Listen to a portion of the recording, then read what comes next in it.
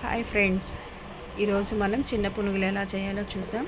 నాకు ఇంట్లో 2 కప్పుల ఇడ్లీ పిండి మిగిలింది. దానికి 1 కప్పు బియ్య పిండి వేసుకొని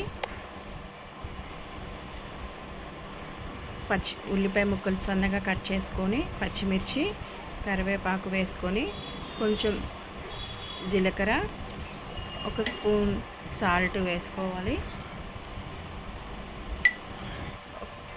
1 గ్లాస్ నీళ్లు పోసుకొని మొత్తం పిండిని కలుపుకోవాలి. మరీ జారుడు కాకుండా, మరీ గట్టిగా కాకుండా, కొంచెం పునుగు వేసుకునేటట్టు చూసుకొని కలుపుకోవాలి.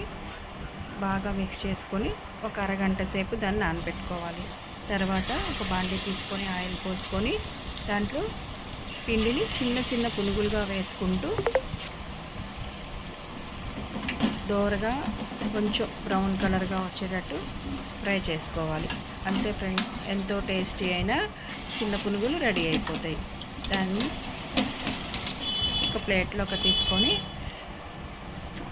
ఆ చిన్న పునుగులు పల్లీ చట్నీతో నంచుకుంటే చాలా బాగుంటుంది. చూడండి ఫ్రెండ్స్, ఎంత గుల్లగా వచ్చినాయో. అంతే, ఎంతో టేస్టీ అయిన చిన్న పునుగులు రెడీ అవుతాయి.